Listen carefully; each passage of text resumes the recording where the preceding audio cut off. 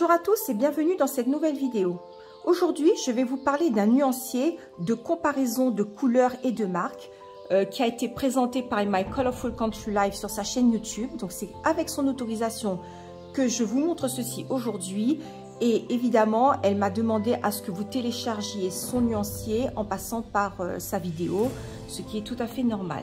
Je vais vous expliquer un tout petit peu son fonctionnement, mais avant tout, je vais vous mettre juste après un petit disclaimer pour les anglophones.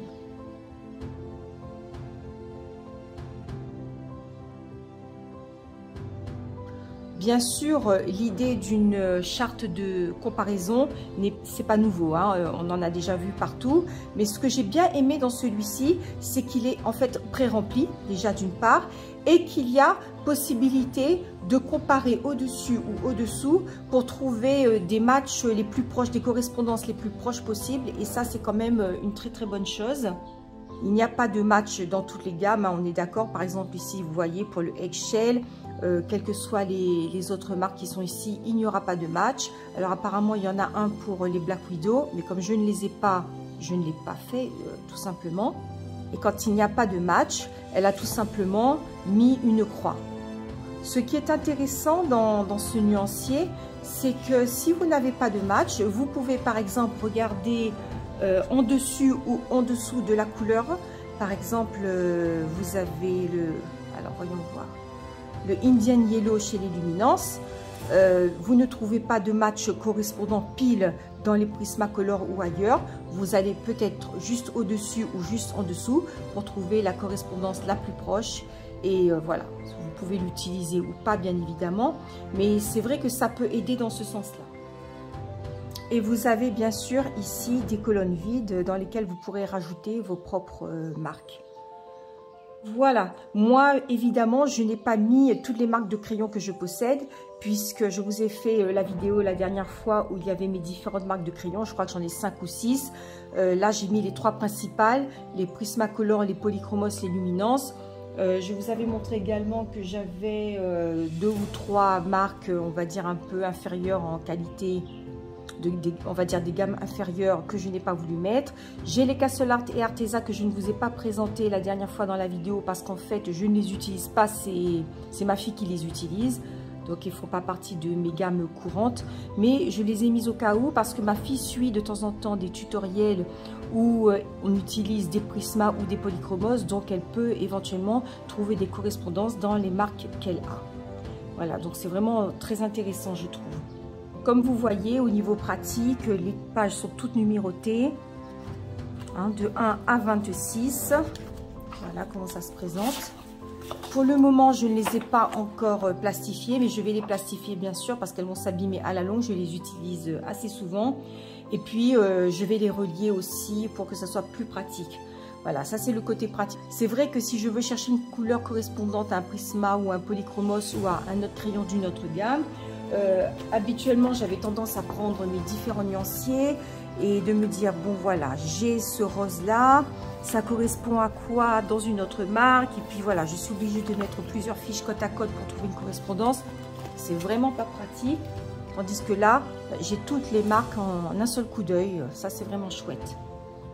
J'ai imprimé mon nuancier sur du papier Clairefontaine 120 grammes. C'est largement suffisant pour des crayons secs en tout cas. Alors, vraiment l'intérêt de tout ça. Moi, j'ai relevé 4 intérêts. C'est ma petite fiche de notes pour que je n'oublie pas les points les plus importants. Alors, l'intérêt numéro 1 pour moi, c'est que beaucoup de tutos sont au Prisma. Donc, les personnes qui n'ont pas les Prisma peuvent trouver facilement une correspondance. Par exemple, moi, j'ai les Castle Art. Et bien évidemment, on me demande dans la vidéo d'utiliser du crème. Alors, si j'ai les Castle Art, je vois que le Naples Yellow Light est plus proche du crème. C'est celui que je vais utiliser dans la gamme que j'ai. Le deuxième intérêt, il y en a un deuxième et qui est pour moi peut-être le plus important. C'est que si je suis satisfaite de mes crayons, admettons que j'ai uniquement les Arteza et je suis très satisfaite de mes Arteza, mais je n'ai pas envie d'acheter de nouvelles gammes complètes, soit parce qu'elles sont trop chères ou etc. Enfin, peu importe la raison. je ne veux pas en acheter d'autres, mais je souhaite quand même avoir un peu plus de couleurs. Eh bien, je me rends compte que le eggshell dans les Arteza, il n'existe pas. Eh bien, je peux acheter le eggshell à l'unité. Je ne suis pas obligée de prendre tous les Prismacolor. Je peux juste, tout simplement, en regardant ce nuancier, me dire, bon, quelle est la couleur qui éventuellement me manquerait le plus chez les Arteza. Alors, par exemple, à la page 9,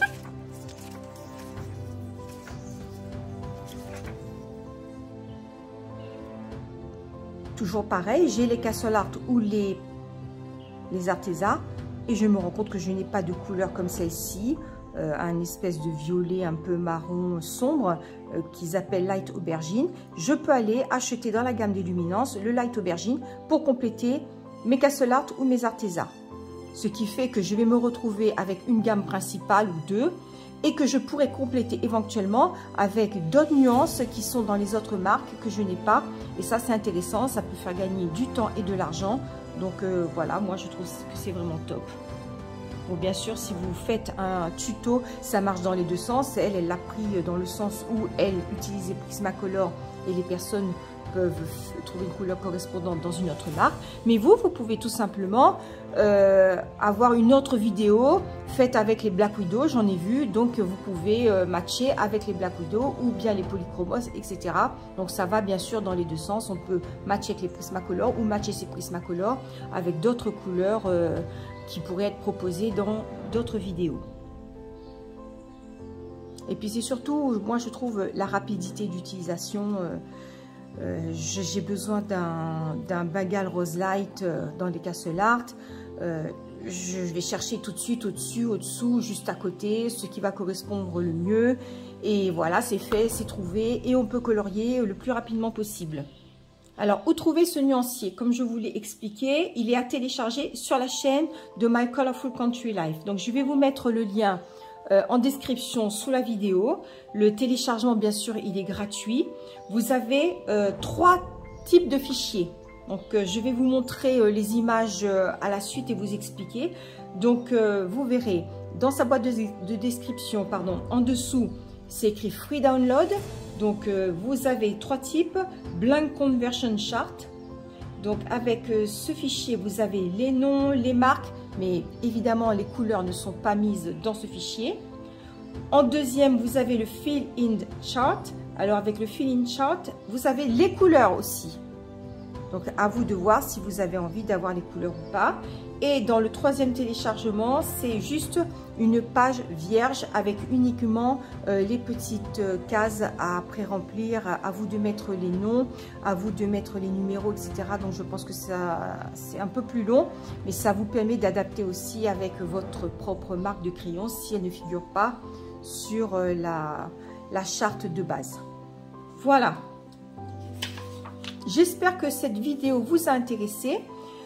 En tout cas, moi, je trouve que c'est très intéressant et ça a été finalement assez rapide à faire puisque je le faisais un petit peu tous les soirs, marque par marque, devant la télé, par exemple, ou devant une vidéo. Bon, c'est quand même... ça se fait si on n'a évidemment pas une vingtaine de marques de crayons. Bon, j'exagère, mais je sais qu'il y en a qui en ont beaucoup. Voilà, en tout cas, pour ma prochaine vidéo, j'avais l'intention de vous faire un petit tuto de comment je colorie les cristaux, parce que c'est quelque chose qui m'a été beaucoup demandé. Donc, je vais essayer de vous filmer ça. Et je vous dis merci beaucoup d'avoir regardé cette vidéo et à très bientôt. Bye bye!